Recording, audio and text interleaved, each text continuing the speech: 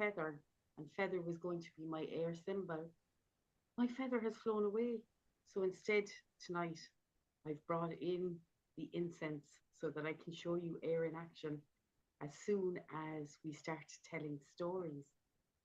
The first storyteller that we have this evening is, I believe, Baden from the list. Is that right, Evita?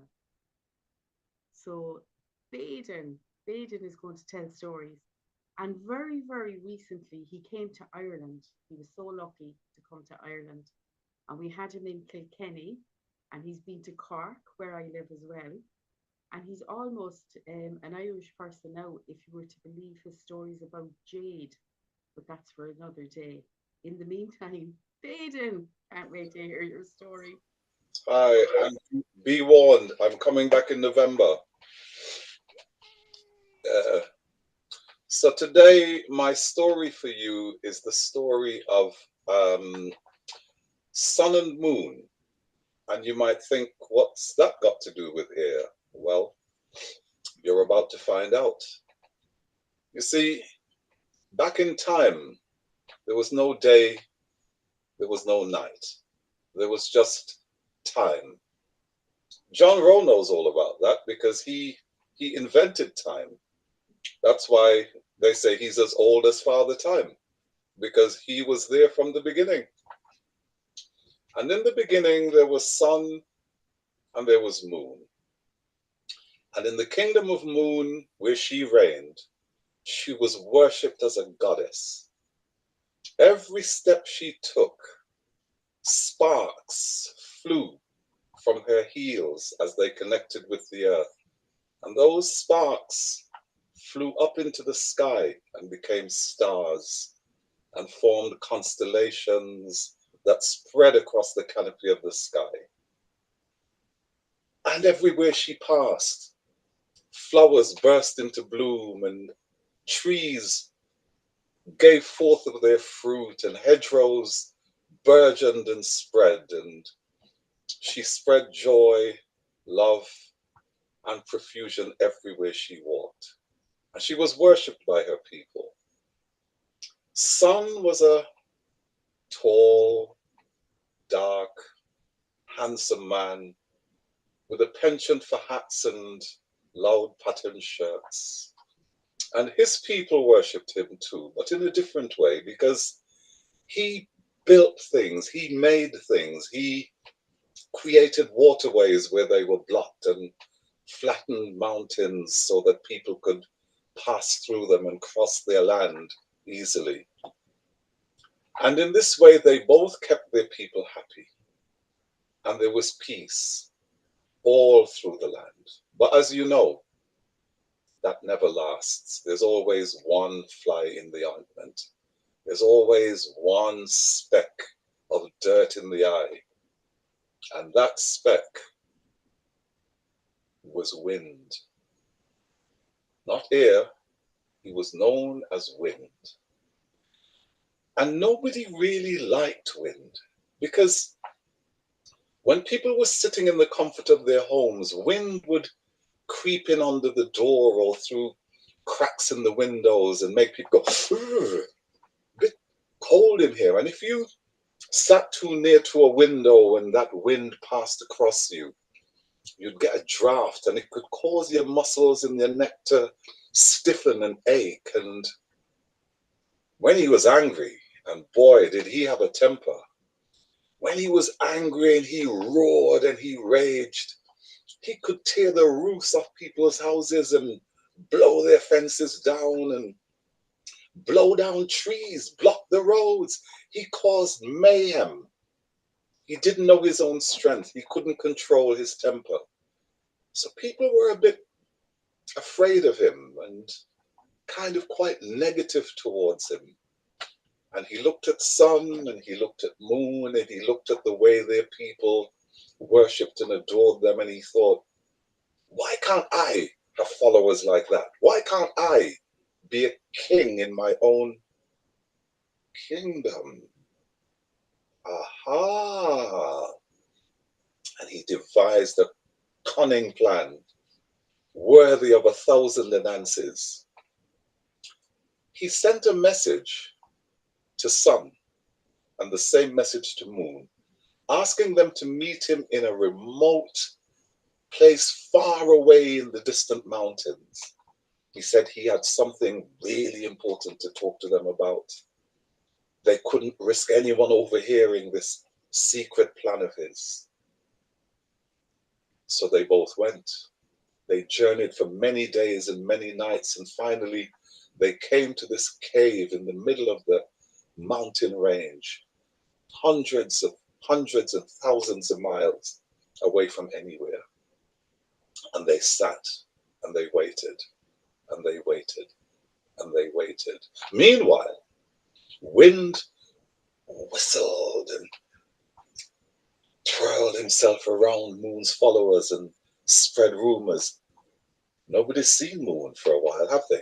Well, I hear that Sun has kidnapped her and he's keeping her prisoner in a cave buried deep, deep, deep in the desert because Sun is planning to come with his army and wage war and take away all your lands, your cattle, your people, your women. And of course, he went and whistled and whirled his way around Sun's people and told them, nobody's seen Sun lately, have they? I've heard that Moon had him kidnapped and transported to an underwater cave where he's held prisoner, and soon her army will be coming to take your lands, your farms, your homes, your children. And of course, both sets of people became enraged at the thought that this interloper would try and come and had the nerve to steal away their leader. And before you knew it, they turned all their plowshares into swords and spears, and they turned their wheels into shields, and they went into battle. And battle raged across the land for days, for weeks, for months. Fire, devastation, death, destruction. What was once a beautiful and peaceful land now lay in ruins, smoke rising into the air like Maria Gillen's incense, magnified 10,000 times. Sun and Moon were beginning to get restless, wondering, where is Wind? He said he had something important to tell us. Let's go home. I don't know what's happened. And they got up and they started making their way back, trekking across through the mountains to make their way back to their land. Then they heard a strange sound, the sound of wailing, a sound that came from the depths of the soul and rendered your heart. They followed it and found Wind sitting by the side of a stream, bashing his breast and holding his head and screaming, I didn't mean for that to happen. I just thought that they would be afraid and they would turn to me and then I could be their king. That's all I wanted. I didn't expect. They went up to him and said, what are you talking about? What's happened? I'm sorry, he sobbed. He pleaded, he begged for forgiveness. And when he told them what he'd done, they turned and they raced as fast as they could to get back to their land. And then they stopped in horror, witnessing the devastation that had been wreaked on the land. But when their people saw them, those that had survived, and realized what had happened, they rushed to them, they embraced them, and they held them, and they said, never leave us again, never do this. And slowly, surely, over time, they rebuilt their lands. They reworked their farms. They reset the rivers. They cleared the rubble. They cleared the devastation. And all was well. And Sun and Moon determined that this would never happen. From that day forth, Sun reigned from what became early morning till early evening. He shone down all across the land, and wherever his beams and his warmth spread, trees, plants, bushes, flowers, and crops grew. And then at the end of his labored day, he would go to rest, and moon would rise into the sky at night and be a beacon for travelers and spread her silver light across the world like a beacon of peace and tranquility. And this is how we have what we now call night and day. And what of wind, I hear you ask? Well, that day onwards, he became known not just as wind, but also air. And those people who were fond of pursuits on water, for example, he would gently and help their boats to move along. And little children could make kites and throw them into the air, and he would gently waft them along and provide them with hours of fun. And even when he felt like being mighty, he could turn the great turbines that generated energy and gave us warmth and power to light and heat our homes. And in that way, he was able to make amends for the evil that he had done. That is my story. That, my friends, is the truth. Wonderful. Wow. Thank you, Baden. Great start. And pretty uncanny when you hear my story. It's like, yeah, what? Did you just say that? It must be the wind that was speaking to you. You're muted again, Baden. I can't hear you. I was just saying, I can't wait. Oh, you'll have to. Maria. Maria is the task mistress. Can you see my air? Dun, dun, dun, Yes. dun, dun, dun, dun, dun. Is it sage? Sage, yeah. So in Ireland, we love our elements. And one of the elements we love most is air. We say that you can see air in the Ceodriachta, in the magical mists. And there are mists that form in the ground in Ireland that you wouldn't believe. They give this place a mystical, a magical, a beautiful atmosphere. And so the story that I will tell you today will be all about the element of air and how it's used by the Manafasa, how it's used by the wise women to tell their stories, but also so that they can travel through time, they can soften the edges, they can shape shift. There was a woman, and her name was Moira, Moira Rua, for her long red hair.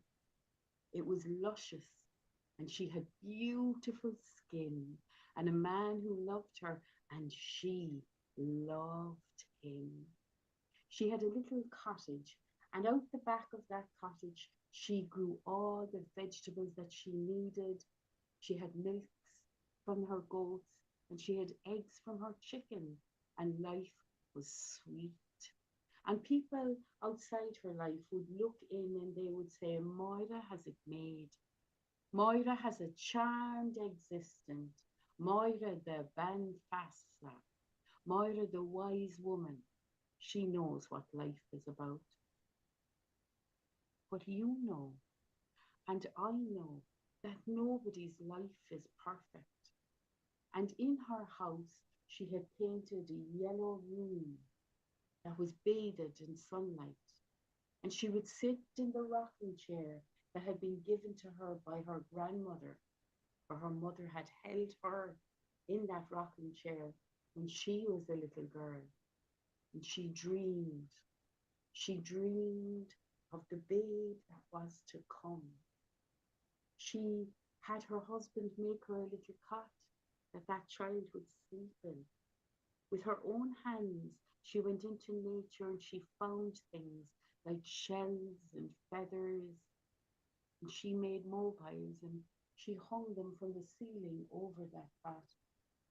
And she dreamed and she dreamed, and she held in her heart the short, sharp little secret that she wanted a little baby to croon to, a baby to love, a baby to share all of the wisdoms that had come down through the women in her family. But it wasn't to be, and that babe never came. Moira was a ban fassa, a wise woman. She had an affinity with the animals and all around her. It was a long time since her husband had sat up in the bed when she sat up in the middle of the night. In the time of this story, the Kyo Driachta was weaving its way around her house. It was weaving its way into the air. It was bringing all its magic and mystery. It was so thick that you could not see your hand in front of your face. And in the wee small hours of the morning, she sat up in the bed stock still. Her husband snuggled down in the nest left by her warm body. As she jumped out of the bed and pulled on her coat and ran down the stairs and flung open the door, and even though she could not see her hand in front of her face, she trusted the soles of her feet to know every inch of her garden. And she ran towards her unknown Cara. She ran towards her soul friend, unknown Cara. And there in the mist, their eyes met. And she began to look deep into the eyes of the one that she loved, Madrarua, the red dog, the fox. And something happened in the air. Something began to shiver and to shake. An electricity that could not be explained. And in that moment, something happened that had never happened before. Her soul began to lift out of her body and cross the space and air between them. Her right hand went into the right paw of the fox, her left hand into the left paw. She began to measure up her eyes until they became one. She had never felt anything like this. Her senses so sharp now, much sharper than normal. She sniffed the air and became aware. She became aware of the sheep in the back field who were nervous, for they sensed her presence. She became aware of the chicks in the left field. They were on alert now because the fox was here. But she had no interest in chickens or sheep this day. Instead, she padded lightly down towards the river, the singing river. And when she stuck her long fox tongue into the water, she could feel there the salmon that had swum there not minutes since. She could taste the wild garlic and the lavender for sweetness and the crystal clear water. She had never tasted anything like this before. Now the fox stood up, and carrying Mora in its body, it's made its way through the Kyodriata, through the magical mist, so that she could see the air like she had never seen the air before. They came to the forest, their forest, and deep in the middle, they came to their tree. Now when she looked, she could see down at the bottom that there was a little opening. She had never seen that opening before. Surely the fox would not try to go through this little hole. It was too big. but it flattened its ears, pointed its nose, and it squeezed through. Down, down, down they went into the winding dark earth. She could smell down here the decay of the leaves, the life of the worms. And what was that she could see ahead of her? 12 stars moving and dancing in this dark. How could there be stars under the earth? She had no sooner asked that question than she realized that it was a stupid question, for she was being carried in the body of the fox. And the fox pushed her over now. And she noticed that these stars were not stars, but the eyes of fox cubs. They gave their mother a mother's greeting, biting on her neck, taking mother's milk, licking her to give kisses. And she could not believe that she knew what it felt to be a mother. When she felt that, she stood up and shook herself off, and the fox made its way up the winding route and out through the opening, where the air was clear and the mist was gone. Everything was clear now. Back to the garden they went, where Moira could see her own body, stood in silence and stillness as if in deep reverie. Her soul lifted itself from the body of the fox and found itself once more in her own body. She ran through the door and up the stairs. "Know what I need to do," she said, and into the yellow room, where she took down the mobile and put it in the cot. The rocking chair followed. She pushed it down the stairs and woke her husband. "Take out that big long piece of wood. I know why I've been keeping it now," she said. And so they put the wood in the little yellow room, and she called the children of the village in. "We're going to Moira Ruiz," they'd say to one another, smiling and laughing. "We're going to Moira Ruiz," where they could say things they could not say at home, where they could have adventures, where they could make art. And over time, those children grew up. They got married. They became parents themselves. And Moira became an Shan Wahir Leah, the grey-haired grandmother. And at those weddings, she would give the children, or the newly married couples, the pictures that they had made as children. And these pictures, they hung in the houses of the village, where Moira had learned you do not have to give birth to become a mother, and where the village had learned it takes a whole village to raise a child. Shinne Mushkea, that is my story.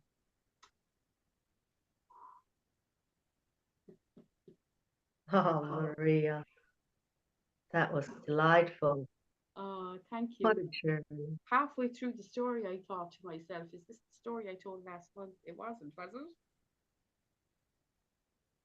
It wasn't. Repeat the question. I think it might be the same story I told last month for Earth. Because you went No, to the Earth. No. Okay. no, But even if it is, we're not complaining. Oh, good. no. But you had food last month, right? Yeah. So if something's good for you, you do it again. Yes, Papa. Thank you. Love it. And even if it was the story, you didn't tell the story the same way. You always tell the story different. So no, it Yes. wasn't the same story. Once again, proving that Maria has such a way about it. She could recite the alphabet and keep us all engaged and mystified. Yes, thank you. So true. So, Maria, who's next? Can't hear you now. Now? Yeah. Okay, I don't know what's going on with my tech today. Something amazing. Our next teller is going to be babada babada babada see, babada babada babada see. Thank you, thank you. Before I tell my story about air, I want to share a real quick personal story, if I may. And it kind of deals with air in a way. In Washington, D.C., there are some buildings that, well, we don't have skyscrapers, but we do have some tall buildings. And we have several buildings where when you shout, it gets magnified and echoes.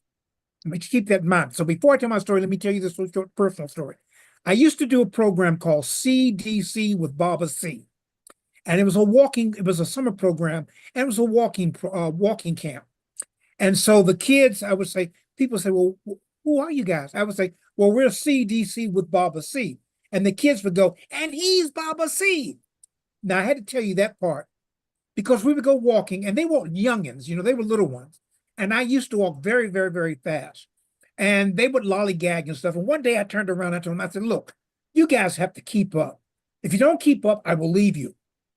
And so I got about a half a block in front of them, and something didn't feel right. And I looked, and they were way in the back, barely moving. And if on cue, when I turned around, they went, "Daddy, don't leave us! Please don't leave us!" These were African American kids, blonde kids, Asian kids, mixed, and they all screamed at the same time. And what I heard was like in the movies when someone shouts and it magnifies and it goes to outer space. That's what I heard. Don't leave us, us, us, us, us, us, us, us. And I turned around and I looked at them, and the people in the street had stopped and were looking at me like, how dare he leave his children? And I did the only thing that I could do is I hung my head. I went back to him. I said, I love you all. I don't get angry. I get even. So now to my story. But I wanted to share that. That's just been bubbling up in my head for a while. Now, I chose a story where air is an element, and I hope I haven't erred in choosing this story. But on bump. See what I did there? Okay. So this is a story about a turtle or a tortoise. And even though people use the names interchangeably, they're really not quite the same animal. But I'm going to switch back and forth. But a long time ago, so long ago, that if you count all the gray and silver and white hairs on Keith, Baden, John Rowe, and myself, it was older than the collective number of hairs on our chinny chin chins and our heady heads. There was a turtle, a very special turtle, a very talented turtle. This turtle could sing. La la la la la la la la la. Well, I can't sing, but la la la la la la la la la. He had a voice like Baden. Oh, wait a minute. This is supposed to be a positive story. Okay, so he could also, now he moved slow on land, but he could swim. And when he was in water, he swam faster than the fastest fishies in the sea. Oh man, he could swim. He could sing, he could swim. And when he was not in the water, he could cook. He could cook. K-O-O-K, cook. And when he cooked, animals from all over would come to his backyard. And when he was in a good mood, he would cook a banquet. And people would eat, and they would enjoy the food. And it was so good. And they would drink palm wine and juice and goat's milk. But they would drink. They had a great time. I mean, the turtle could do everything. He was even good at archery, even though he had 4 feet. He was good at archery, everything. But there was one thing he could not do. And every day he would look up at the sky and he would see the birds flying and flying. He would see the birds.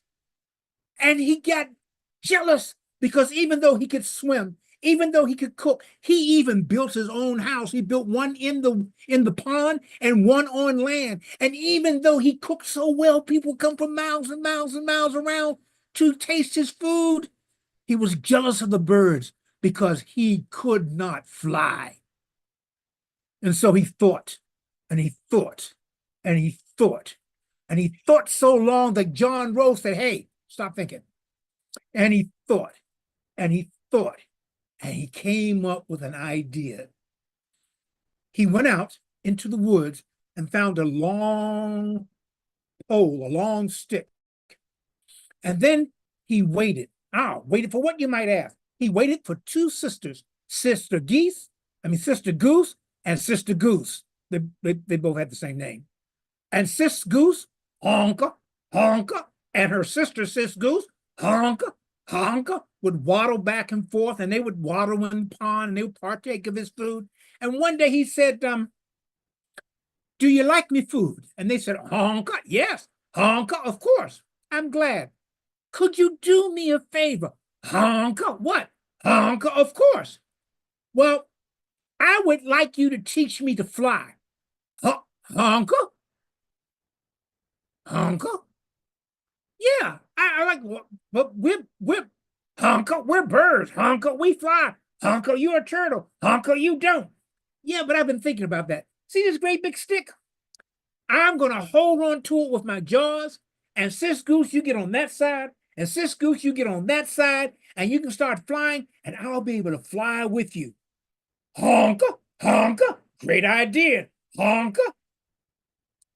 And so that's what they did.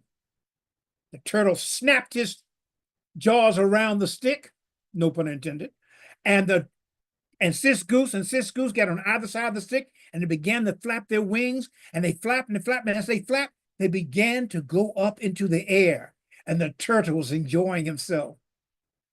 Now, this story is an old story, but I put a slightly modern twist on it. You see, word quickly got around, and newspapers and news stations and radio people showed up. And the radio people were talking, we're here on W Hunk Hunk Hunk, and we're looking at something we can't quite believe. It's a turtle flying in the air. And the newspaper men began to write down, extra, extra, read all about it. And the TV programs, the TV news anchors said, there's a turtle in the air. Oh, how wonderful those geese must be, because they're teaching the turtle to fly. Oh, those geese must have come up with this idea. Oh, those geese are teaching the turtle. Oh, those geese, Sister Goose and Sister Goose, what wonderful people they are. And the turtle kept hearing all this, but it wasn't Sister Goose or Sister Goose's idea. It was his idea. Oh, we must interview these geese when they come back down and find out how they came up with this creative idea. And the turtle got so mad, he said, they didn't come up with the idea. He was no longer biting on the stick, and he began to fall, and he fell, and he fell, and he fell. And sadly, he fell. When he hit the ground, his shell shattered in thousands of pieces. And the Sister Goose and Sister Goose kept flying. And after a while, they noticed Turtle wasn't on the stick.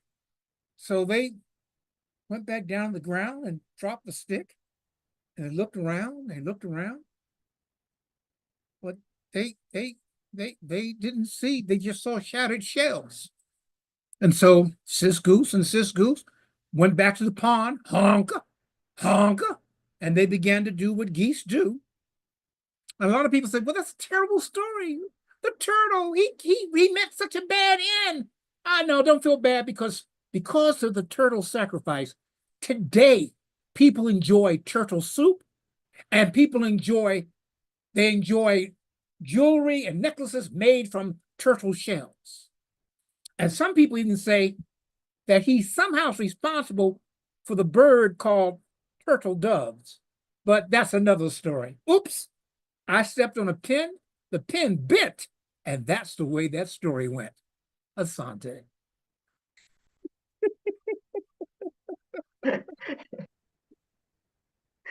Oh dear. Uh, I could almost feel that turtle fall. Oh my goodness. Yeah. Hello, Claire.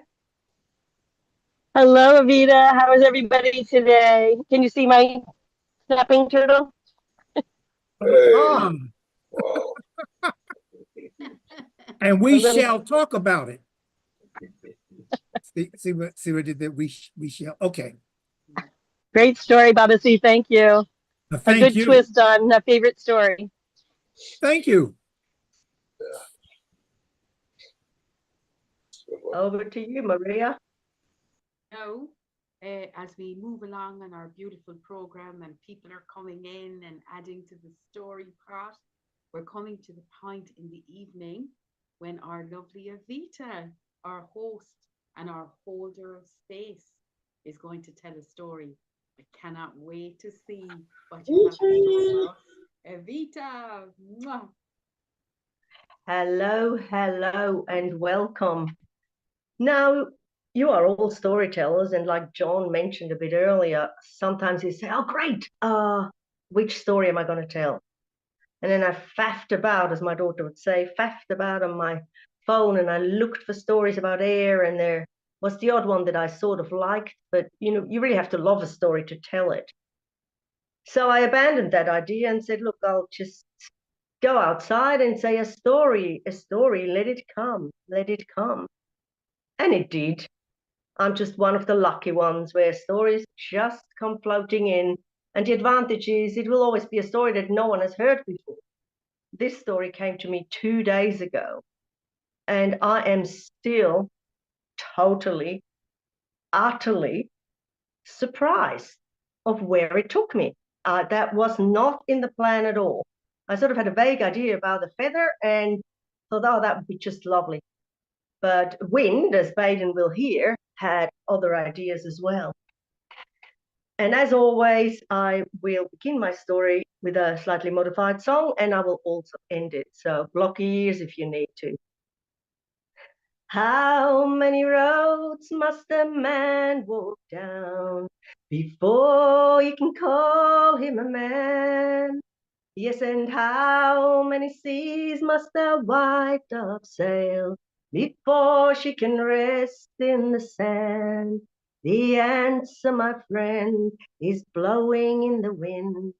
The answer is blowing in the wind.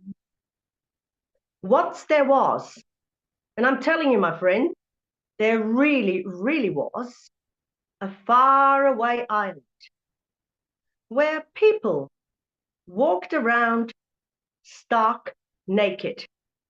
You heard me right. They were in splendorous nakedness. They were free, free to love, free to dance, free to live with whomever, and they were happy. All they really had to do was to take care of shelter and food. And because they had so much time, sometimes things got a little bit wild. And every now and then someone was with child, which was a little bit of extra work. So, as I said, the people were happy, they were content, life was good. Yet, there was one. Isn't there always one? Who, on a very, very still day, there wasn't a breath of air, came upon a clear lake and looked at his own reflection. And he looked again and he found it inadequate. He rubbed his eyes, he turned around, he looked again. Still inadequate. So he got to thinking. He got to comparing himself to others. He looked at them. Didn't help with the inadequacy. So he went home and he looked at the mother of his children, and she was fine. He looked at his kids, and they looked great. Then he got to thinking, well, if I can look at my woman and my kids, so can others. And that just won't do. It didn't leave him alone. So he called his wife and the children to sit down with him, and he said, "Wife and kids, from this day forth, I want you to cover. You know what I mean." The wife laughed and said, "Cover? Whatever for? Life's good. What got into you?" And then, my friends, something happened on that island that had never happened before. The man's voice dropped. And as the voice dropped, he actually raised the voice. "You ask me why? It's because I said so." And he felt a little bit of power when his wife was taken aback and cowed, and they went outside to find some leaves and grass and try to cover themselves. Now, he tried to convince his neighbors and his best friends of the same, because he thought, if I can look at everyone, they can look at us. And he tried with all his might, but they just laughed at him and said, "Man, what's wrong with you? Everything's just fine." Now the man became obsessed. He became obsessed with people looking at each other and bits not being covered. He thought and thought, and he couldn't come up with a solution, so he thought he might go and see the wizard that lived at the edge of the forest. He went up, he knocked. "Wizard, wizard, I need your help." The wizard came out and said, "What is it, my good man?" "Well, we've decided that from this day forth, we should sort of be a bit more covered. I want you to do some magic about that." The wizard looked at him. "My good man, why ever so? Everything's just fine." "And when you say we decided, you did take counsel about this." And then, my friends, on that island, the first ever lie was told. "Oh, yes, yes, yes, we have all decided this would be a good idea. Make it fast, please." "Magic is never fast," the wizard replied. "Go away, you will know when it's ready." So the grand wizard began to think. He walked around in a circle, stroking his long beard. He sat down and crossed his legs and meditated. He uncrossed his legs, got up and contemplated. Nothing came to his mind. He even took to praying. But still, no idea. Just then, a bird alighted on a branch and looked at him. This gave the wizard an idea. Sister bird," he said, "would you spare me one of your magnificent wings? Between you and me, she was a very plain grey bird." "My most splendid feather," she said, cocking her head this way and that. "No, no, no, your least splendid feather, if I may." So the bird rummaged in her plumage and plucked one feather and let it go, and it floated and floated ever so gently into the wizard's hands. The bird flew off, and the wizard looked at the feather, and an idea began to form in his head. "Wind, brother wind," he called. "Brother wind, come, I need your help." The wind hustled over and said, "What is it, brother wizard? What can I do for you?" "Well, I need you to go over to the village.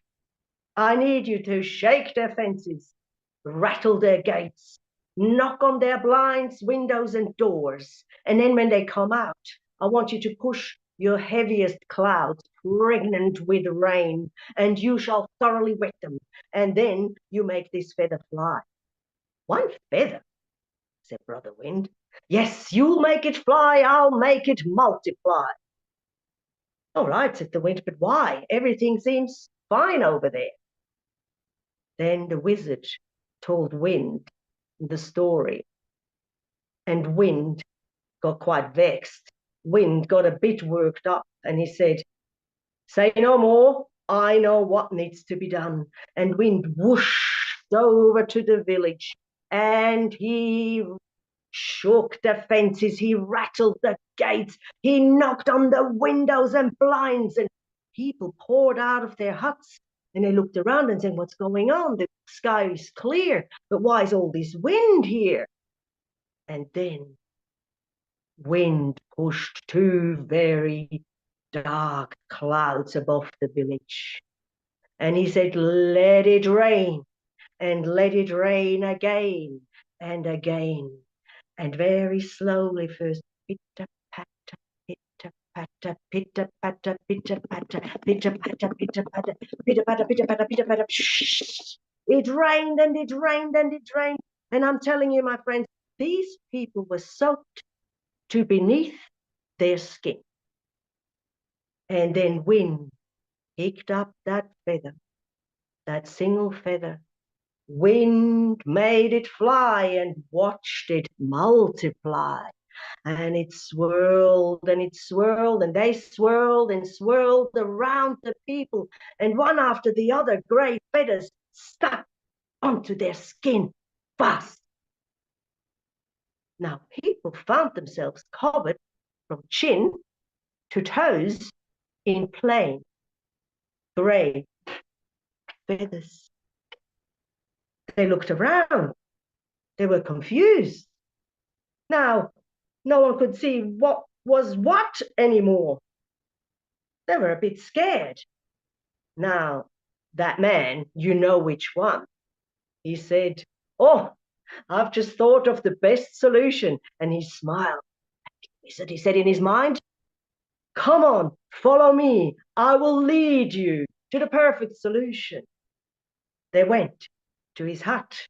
He says, "Now line up, all of you, boys and men on the right side, and women and girls on the other side. Wait for me here. I have the solution." And he felt a little bit more powerful. He came out with two vessels that were filled with the dye made from berry juices. He said, "It's very easy.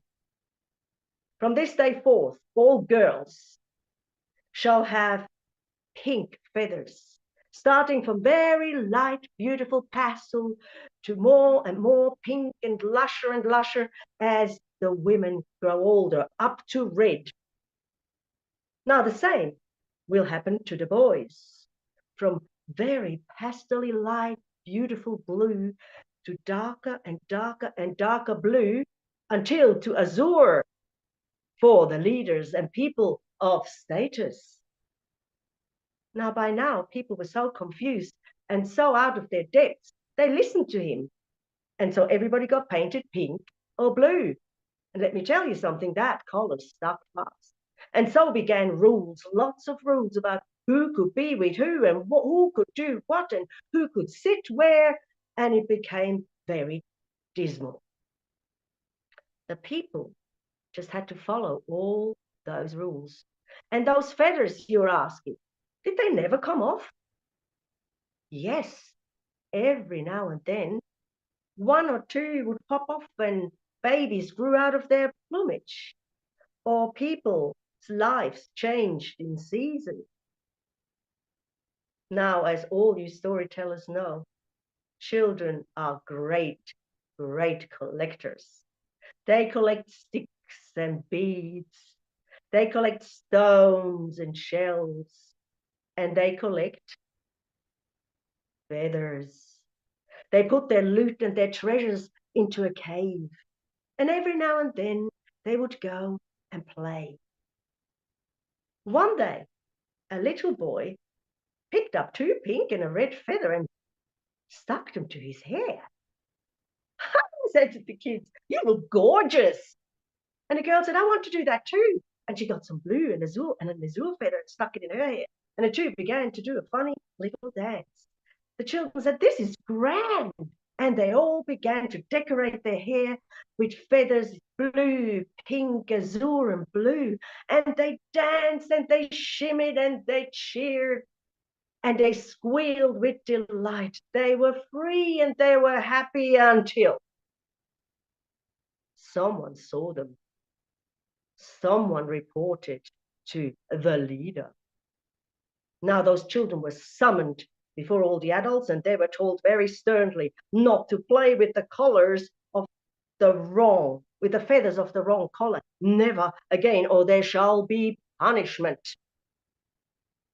Oh dear, by now the people were so numb and so confused that they followed those rules. Mind you, every now and then at night, a few boys, let me tell you, even some men, a couple of women and girls would sneak into the forest to the little cave at night, and they would adorn their hair with feathers and quietly, happily dance in the silver moonlight. If they were caught, they had to go to court, and they were sent straight to re-education camps. Now, the wizard had watched this for years. And with every year, he began to regret more that he helped that man who told a lie. And one day he'd just had enough, and he knew he had to fix it. Brother Win, he said, please come help me. Whoosh, the wind came. Brother Wizard, what is your desire this time? Any other great ideas? Oh no, I need to fix what was wrong. I need you to go over to the village. I need you to flatten the fences, bend the gates, take the windows and doors and blinds off the hinges and flatten their roofs. Oh, is that all? Said the wind. And why would I do that? So Wizard told Wind the story. Now Wind was angry. Wind whipped himself into a frenzy. He howled and he screamed and he went over to that village. He pulled out the fences, he bent the gates, he knocked on the doors and knocked them right off the hinges, off went the blinds, he flattened the roofs. Now the people came running out, screaming and scared and looking up at the sky.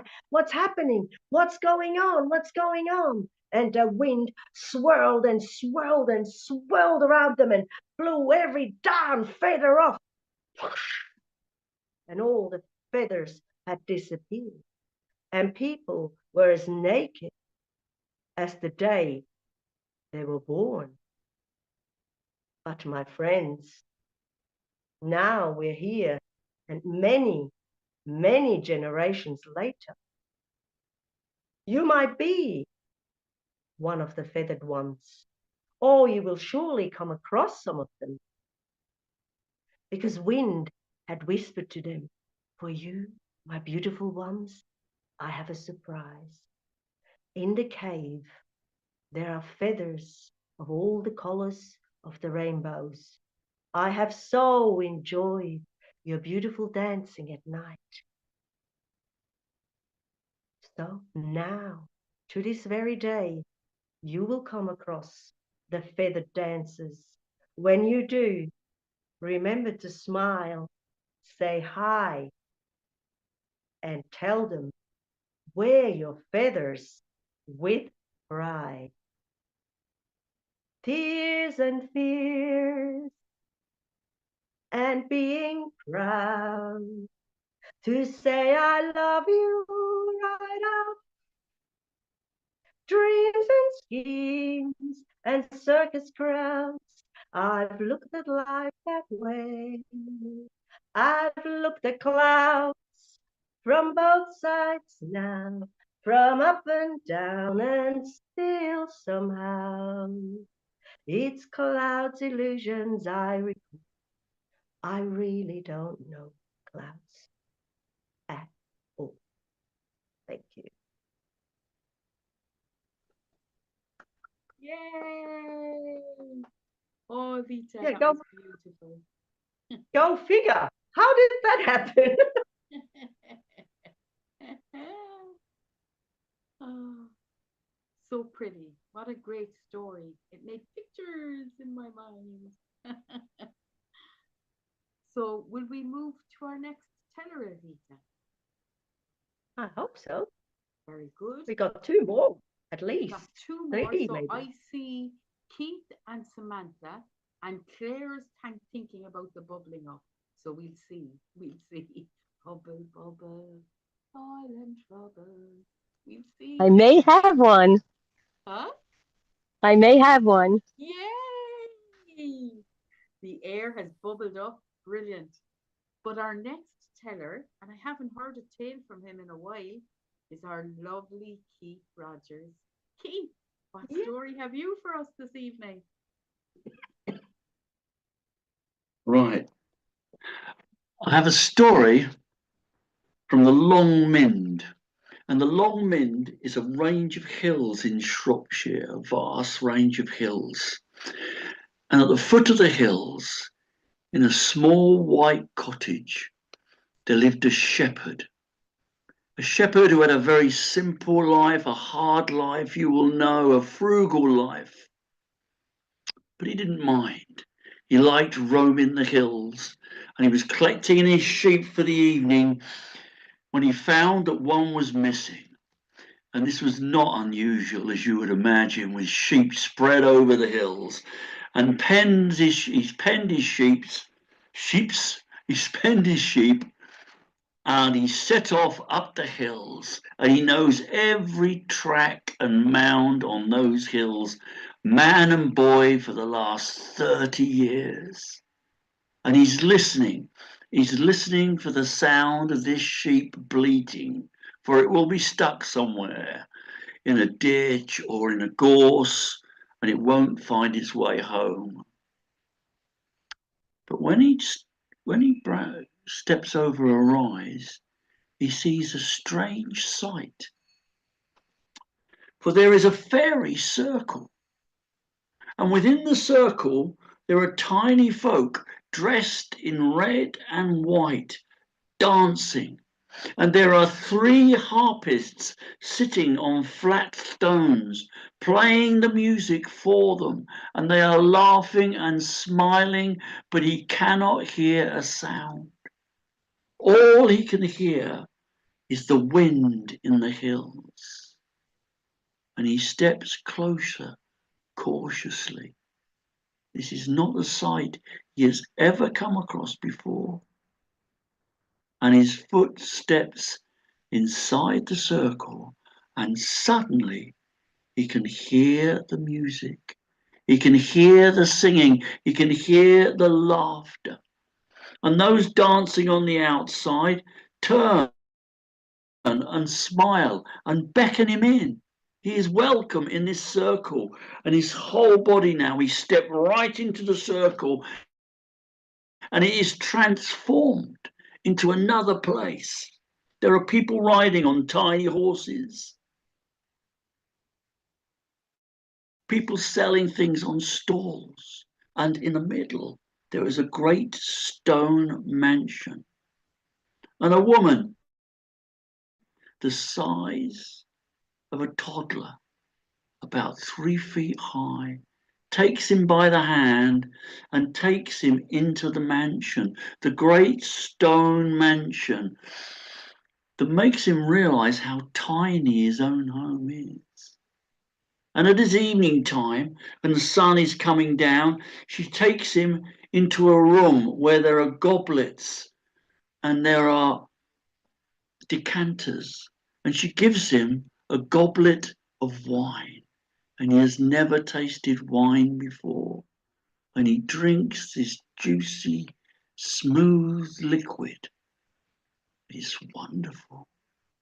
And she takes him to a room where there are books on the wall, and then she goes through an atrium with shrubs and flowers and birds sitting on the trees. And in the middle of the atrium is a well. And they look into the well, and at the bottom of the well, there are fish of every colour you can imagine. But then she becomes stern and she turns to him and says, whatever you do, you may not drink the water from this well. But there are many things in this place for you. And she takes him to a room with a bed, with a down mattress. Imagine he normally sits on a sack of straw. Here it is, and he lies on it and he falls asleep, the wine flowing around in him. What a place to be. And he wakes up the next day, and everywhere he goes, he has to pass through the atrium.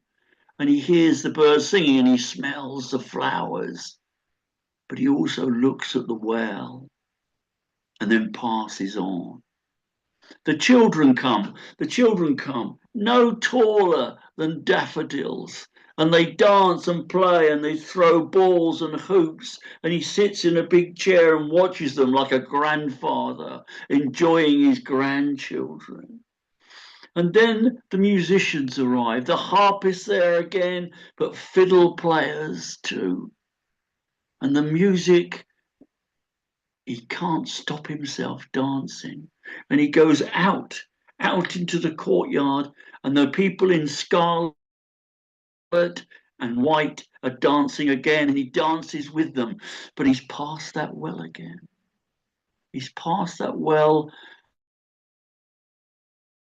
and his glance lingers a bit longer this time. In fact, each time he passes the well, his glance lingers. And he goes over to the well and he looks down, and there are the fish swimming of all different colours. He can almost taste the water. He can smell the fragrance. What a prize. And then he moves away, and there's a huge feast laid out for him. A feast of meat for a man who hardly touches meat, just eats vegetables. Poor people didn't have meat in those days. And there it is, and he sits down with these other folk, and they feast. And again he sleeps on the bed of down, a comfortable, full-bellied sleep. But he wakes up in the night as the moon shines in through the window. And he gets out of his bed and he walks into the atrium. And the moon is shining directly on the well. And he knows that this is the curse of Adam, but he cannot resist. And he goes over to the well. He reaches down, just the tiniest handful, the tiniest cup of his palm, and he tastes it. But it's too late. He hears a note begin deep down and then get higher and higher and higher till its pitch almost makes his eyes water. And he looks around, and the air is shimmering. And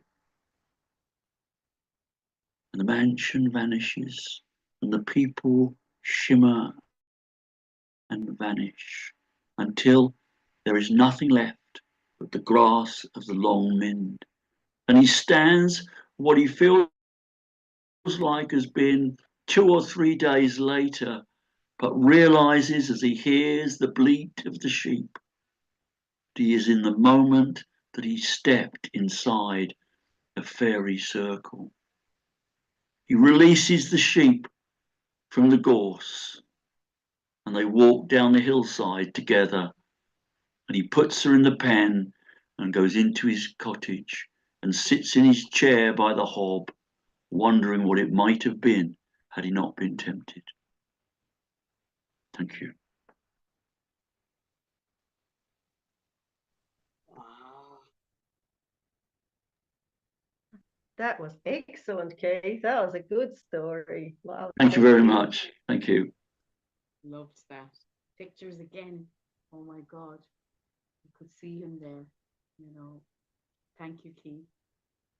So, Evita, having a check in here, we have two more tellers. We have Claire Nolan, who has bubbled up a story, and we have John. So, John is always our last story. So, is that right? So, Samantha's listening tonight. Is that right? Very good. Yes, I think so. Otherwise, she'd show herself. Brilliant. Mighty stuff. Thanks a million. So, Claire, I cannot wait to hear. And that rhymes what your story is for us this evening. Well, thank you for this opportunity to join you. I happened to just be glancing at Facebook real quick, and I said, "Oh my goodness, it's on right now, and I'm free, and this is going to be wonderful."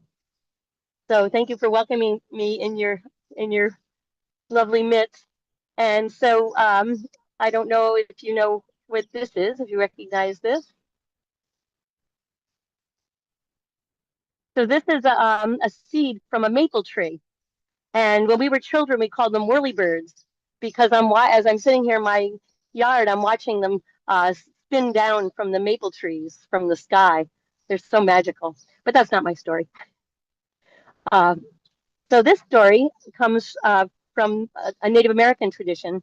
And where I live in upstate New York, I live south of Montreal and west of Boston and north of New York.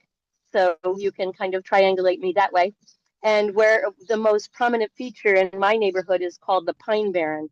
It's a beautiful natural landscape that is pretty spectacular. It's kind of unique in all the world in that it's an inland pine barren, and it is reminiscent of the seashore, if you can imagine that, with similar uh, trees and other plants that you might find at the seashore. And sometimes when you're sitting there, you might almost even imagine you're at the seashore because the smell of the sand, and if it's quiet, the wind is blowing and there's no other noises from the streets around, you almost feel like you're right there at the ocean. So this story I place in my pine barren. We call it the pine bush. And Coyote was out walking. And Coyote walked into my pine barren. And as he walked, he saw the beautiful scrub oak, not much taller than maybe a short person, 5 or 4.5 feet tall, with their luscious leaves. And he saw the pitch pine that later the colonists would cut down and burn for their pitch that would be used in Whitehall, New York, the birthplace of the American Navy. And he saw those mighty white oaks so high in the sky, they seemed to pierce the clouds. And Coyote saw those beautiful trees and bushes, and then he saw the birds. Oh my goodness, the pine bush was just filled with birds and flew all around him. And Coyote watched them as they flew from scrub oak to pitch pine to white pine, delighting in their easy movement in the sky. And Coyote thought, that's what I want to do. I want to fly. And who among us has not had that wish to fly? And Coyote did. So Coyote said to one of the birds that was flying nearby, he said, hey, can you teach me? Teach me how to fly. I want to learn how to fly. And the birds, well, they just laughed at Coyote. Coyote, you keep your 4 feet on the ground. You have no business in the air with us. You can't fly. We are creatures of the air, and you are a creature of the sand and the earth. Well, Coyote didn't like that answer, and he kept moving through the pine bush, and finally he saw a little yellow bird. Maybe it was a goldfinch. I don't know. Nobody ever told me. They just told me it was a yellow bird. And Coyote said to that little yellow bird, could you teach me how to fly? And that little bird said, yes. Yes, Coyote, I can teach you how to fly. But I have to give you some ground rules, Coyote. There will only be 3 lessons. And if you can't learn to fly in 3 lessons, then you will never learn to fly.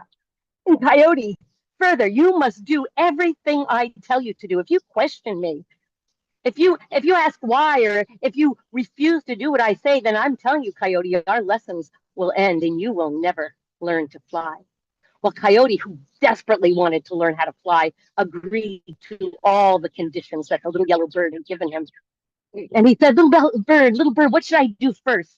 And the little bird looked around and saw one of those scrub oak growing nearby. And he said, Coyote, climb to the top of that scrub oak.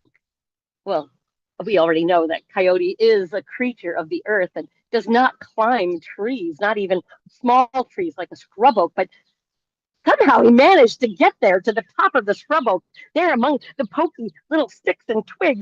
And they poked into him most uncomfortably, but he was there at the top. He did not complain. He didn't ask questions. He just said, little bird, what do I do next?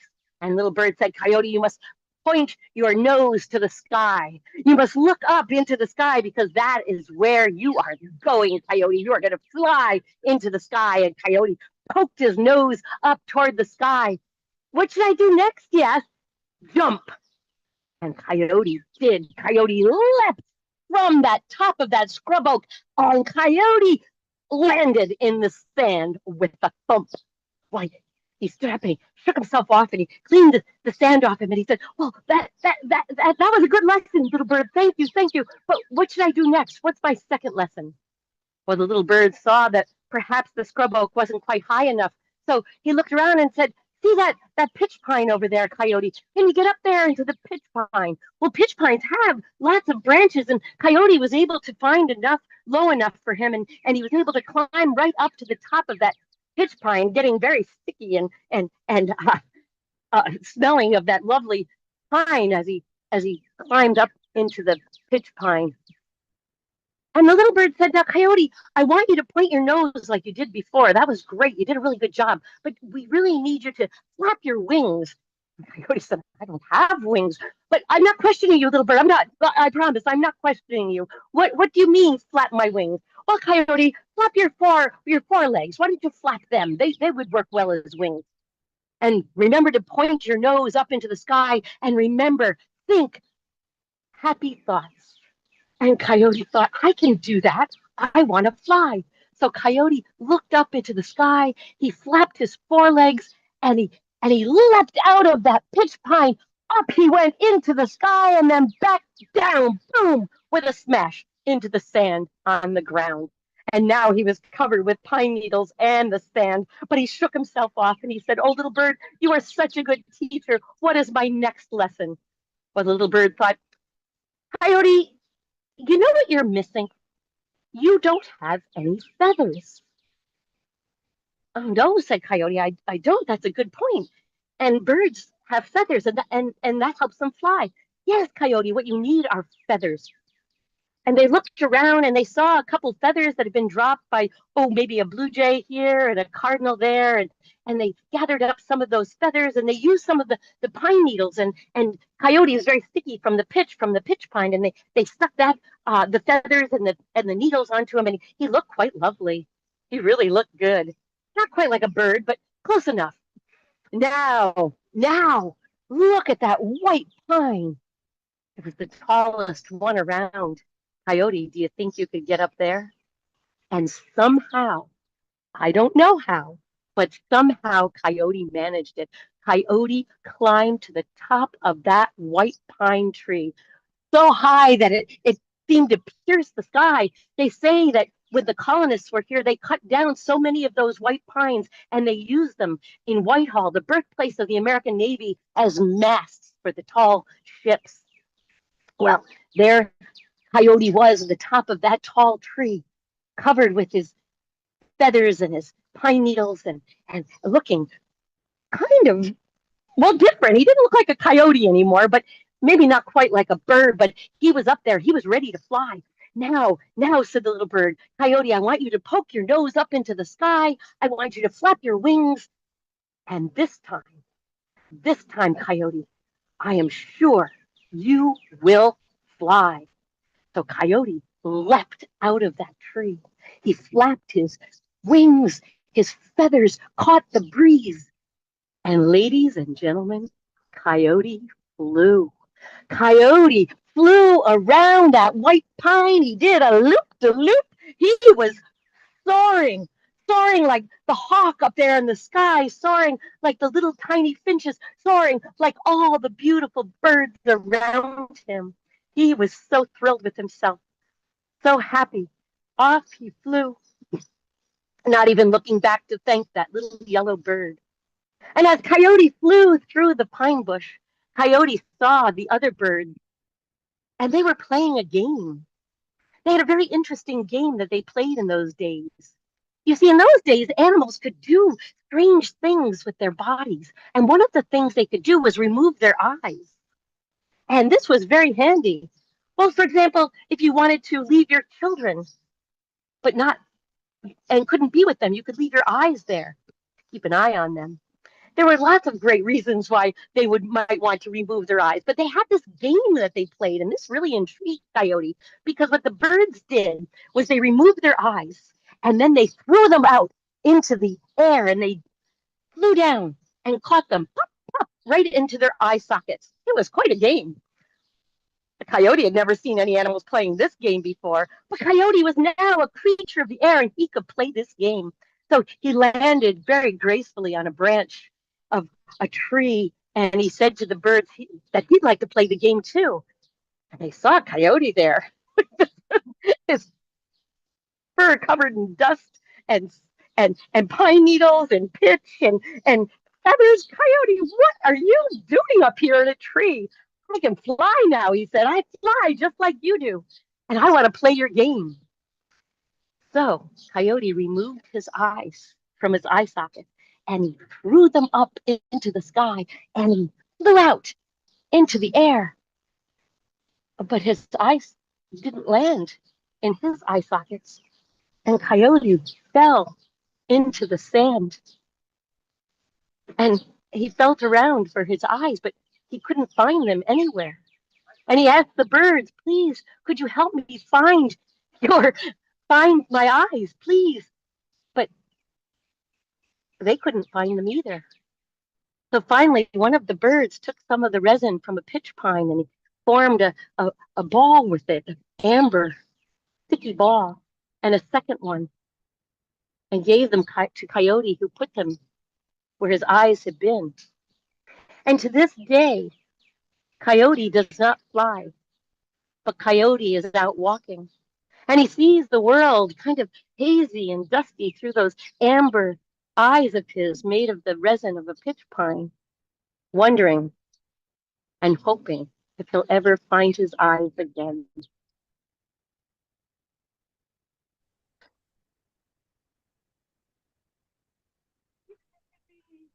Oh, Claire, that was absolutely beautiful. Thank you. It's one of my favorite stories. Oh, and a warm, warm welcome to the World Storytelling Cafe community. You're one of us. Thank you. Thank you. You know, so and our next teller, John Rowe, he's the artistic director over there in Marrakesh for our International Storytelling Festival. Next one is in 2027. Yay! And everybody is welcome. I've been telling people all over Ireland. So we're going to leave Ireland, last one out, turn off the lights, and we're going to go to that festival in 2027. I might see you on the streets of Marrakesh, Claire Nolan with your Irish name. Someday I hope to get there. Yeah. I just bought a bicycle that's called a Marrakesh. So when I saw it, I thought, oh my goodness, this is definitely an omen. Well, you can cycle across the ocean. It So beats now, walking. John Rowe, you have our last and final say. Right. Well, I've dug through the depths of the memory to I found this, and I thought there's got to be a flying story or an air story somewhere, and I dug down and I found them. I haven't told this for 1,000 years. So, it's about Gypsy Boy. I think it's Polish gypsy story. It's about a boy called Kalo Dant. And Kalo Dant was the most curious boy in the whole world. He just wanted to know everything.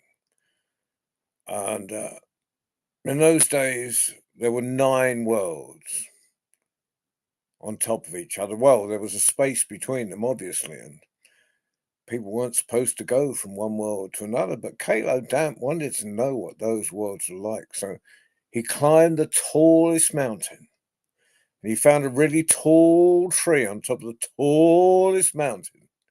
And he climbed and climbed and climbed.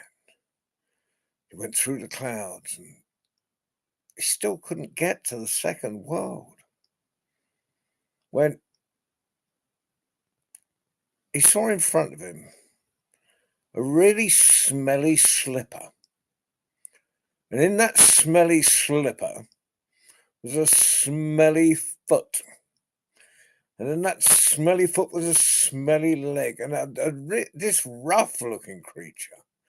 I mean, so what are you doing up here, Caleb? Dan? I'm your guardian angel, and you're not supposed to be up here. Caladan said, yeah, but I just want to know what the other worlds are like. So the guardian angel said, take my slipper and it'll fly you to the next world, but throw it back to me when you're finished. All right, so Caladan grabs the slipper and he flies off to the second world. He lands at a group of children and they look at it, they can't understand a word, obviously, speak the second world language. But he's feeling through his pockets, see if he's got any sweets to give them. He's got nothing to give them. All he's got is this smelly slipper. So they start playing catch with it and throwing it. And of course, as soon as the slipper's thrown, it disappears back to the smelly guardian angel. Well, the children are kind of annoyed about this and they chase him off. And he runs off through mountains, through this, through that. And the story could take 3 hours, but suffice it to say, he finds a little old man in the middle of a forest who's going to look after him. But he'll look after him and he'll teach him. And the little man said, I'll teach you. I know 99 languages. I only have one more to learn, and that is the language of the birds. And you can work for me till I've got that, and I'll teach you all the languages. And well, he worked for him. Oh, he worked for God, probably a year or something. That's what usually happens in the story. And he worked for a year, fetching logs, doing all that kind of thing, learning stories, and eventually the old man learnt the story of the birds, the language of the birds, and he teaches David Caladan. Caladan said, "Well, it's really good, but." And I'm really grateful. I know loads, but I still don't know how to get from one world to another. And there's loads more worlds on top. I've got to know. The old man said, I don't know, but maybe you've got to ask a great being, some kind of God. So Caladan goes out in the middle of nowhere and he calls the great being. Great being says, look, man, if I'd wanted people to go from one world to another, I'd have given you wings. Why should I help you? And he said, well, because I'm curious. He said, what sort of thing is that? He said, well, if I was hungry, I'd ask you for food. But I'm curious. So I'm asking you to get me from one world to another. Great being said, that's not a bad answer. I'll give you that. So I'll let you get from one world to another and another and another and another, but I won't help you get back. That'll do me, said Caladan. Well, each world he got to was a little bit hotter and hotter and hotter. By the 6th world, it was getting really hot. By the 9th world, burning his skin, he took off his shirt and climbed up a tree, and there was a huge nest in this tree full of fledglings, huge fledglings. And it's getting a bit of shade from the leaves, but then it starts to rain, and Caladan thinks, oh, rain, I'll cool down, but it is burning. This burns his skin, and not only that, it was burning the fledglings. So he took his shirt and he put it over the nest to save the fledglings. When the rain finished, the great bird came the king of the birds. Huge bird. Thank you, Kalo Dance. You saved my little ones. What can I do for you? Well, Kalo Dance said, well, I've had my curiosity satisfied. I know what's happening on Nine Worlds. I'm not too impressed with this one. It's a bit warm. Could you get me home?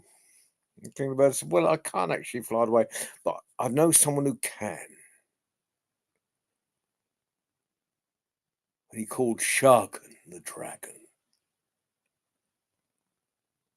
Sharkan, come here.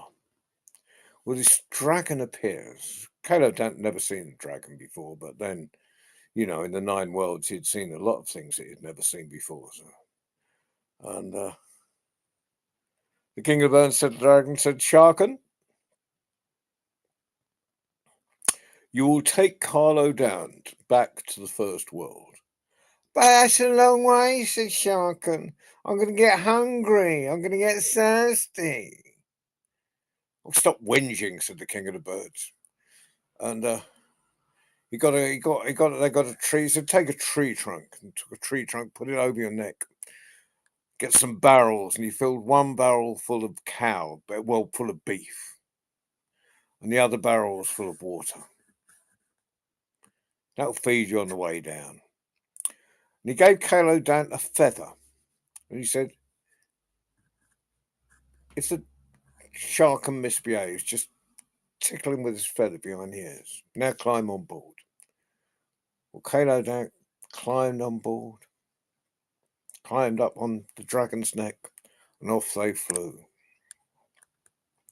And about halfway down, of course, the dragon, they passed about 3 or 4 worlds, and the dragons, of course, had consumed everything in the barrel full of beef and drunk all the water. I want to go home. I want to go home. I've done enough. I've done enough. Sharkan gets Kalo Dan gets the feather, tickles him. All right. They fly off and they land, get back to Earth.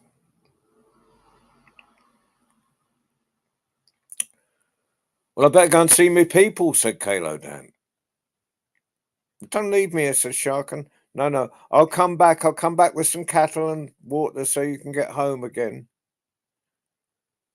Well, when Kalo Dan got back to his village, of course, there was a great celebration and a great deal of storytelling. In fact, he told the whole story of his journey, missing out the bit about Sharkan. And that went on for so long that he forgot all about Sharkan. So Sharkan started feeding himself. He took a few sheep here and a few cows there. And people started noticing their animals were going missing. And then the children started going missing. Now, I could see Maria's eyes widen at that point.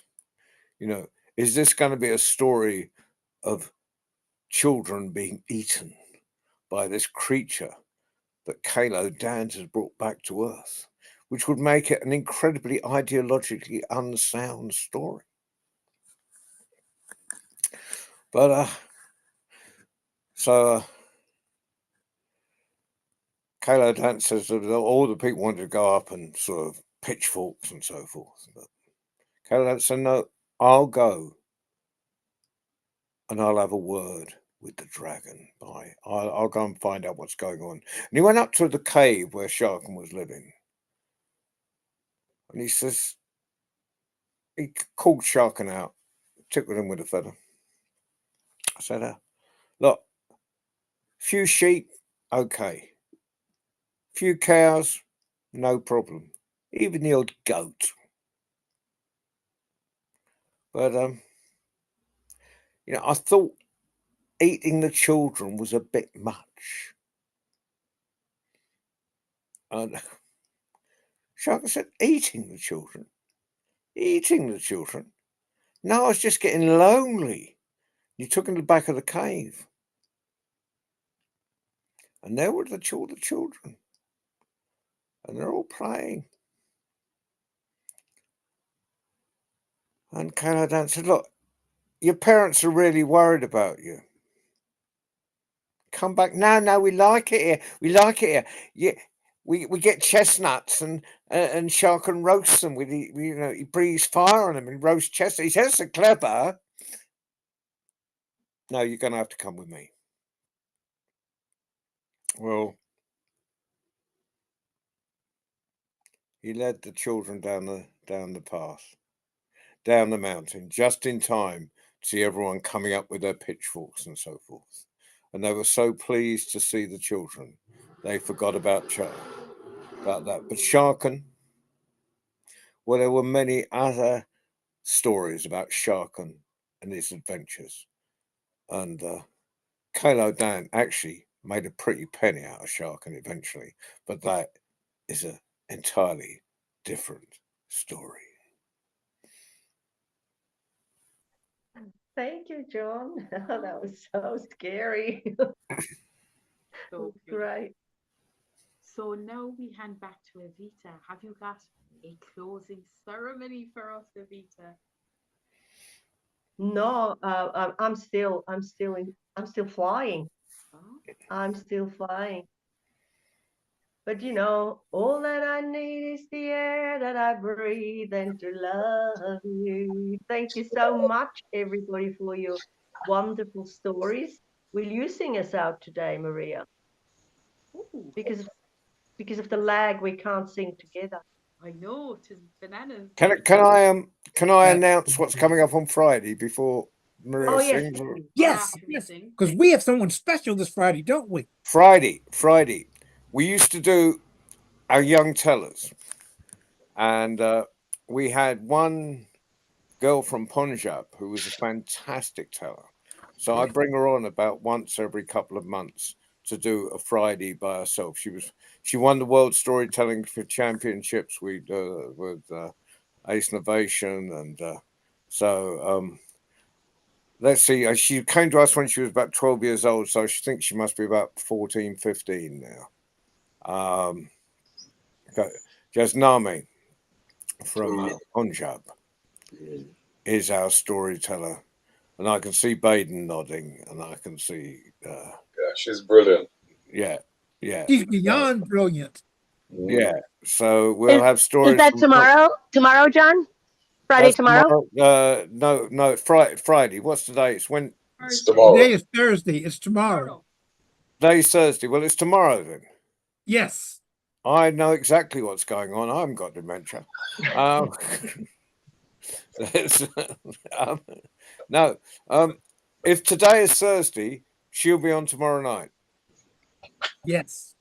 Yeah. The princess is back. Yes. Mm. Now, I have to be at the funeral tomorrow, so if I'm not back by 6 o'clock, can someone announce? I got you covered. Can Babasi, can you cover me? Yes. Thank you very much. Right. A closing. Sorry about that, Maria. I need to get that information out there. Yeah, and We also, Maria, before we start, we need to set our last element, unless we come up with new ones, which is fire. fire. Thursday, the 12th or 19th, what's better? Let's have a look. Because I'm going to Nova Scotia in June, so I have to make sure that I'm around. Or shall we leave it until everybody's festival season is over? We could be waiting, I'd say. The 12th of June looks good. So which one? The 12th. The 12th. Okay. Lock it in. I'll write that in now. Very good. I shall be 12th of June. Oh no, I should be just back. I might be on an aeroplane. Monroe, it'd be better if you're in the airplane. No, I wouldn't. No, Yeah. well, no, Better we've if had you're enough in stories about. Now maybe I'm flying back on the Wednesday. No, I'll be back here then. Jet 12th lag. of June. Back of your passport, John. So John is thinking Fire. about being back on the 12th. Got it. Might be. You see. I Right. will miss you Joyous people song on to the celebrate last the Friday of this princess month. that will be coming tomorrow to tell stories. Everybody come back here to the World Storytelling Cafe tomorrow at 6 o'clock GMT to hear the princess tell her story. And in the Yes. meantime, the verse of a happy song to see you on the road. And that's difficult for an Irish woman because all our songs are really sad. So this is a happy tune with sad words. Here we go. Last night I dreamed you were back again, larger than life again, holding me tight again, placing those same kisses on my brow, sweeter than ever now. Lord, I remember how, couldn't get enough of kisses. Do you know how much you're missing? No, you don't, but I do. Days like a slow train trickle by. Even the words that I write refuse to fly. All I hear is your song haunting me. Can't get the melody out of my head, you see. Distractions I am using. Do you know how much you're losing? No, you don't. But I do, I do. And I wonder if we're past the point of rescue. And is no word from you at all the best that you can do? Never meant to push or shove. Do you know how much I love you? No, you don't. But I do. I know you don't, but I do. Whoa. Hey. Yay, Bo, yay, Bo. Ah, Well, thank everybody. And thank you, Julio, for flying the magic carpet for us today. mhm, Yep. He Well, did it thanks. in Transylvania. indeed. Thank you, Samantha, for coming and listening in. It was lovely. Yep. Good This night, was y'all. grand. I hope you fly into your dreams tonight, Lacey. Y'all Bye get then, quiet everyone. next time. Take care, Good everyone. night. Everybody be good. Good evening to Thank you you guys on the so other side of the much. I pond. See you never soon. promised to be good to John Rowe. I never promised that. One love, everybody. Take care. Hmm. Good Bye. night. Good night, gorgeous people. Take care. Baden. See you, bro. Oh, All right. you See you, you Evita. guys behaved yourselves. You behaved What's the yourselves fun in tonight. that? Oh, yeah, that was an accident. It's We all were right. both He's gonna pay sober. for that. Don't worry. Don't worry. I'll get him. All right, we better let Julio go back. Huh? Shukran jazilan, Julio, in Transylvania. Thank you so much. Bye. Bye, Everyone, Baba. take care. No, until the next time. Until the next time. Fire, fire, fire. That's right. See Fire! ya. See ya! Come, come on, baby, light my fire. See ya. Whoa. All right. Take care, everybody. Yeah. Guten Tag. Guten Abend. See out.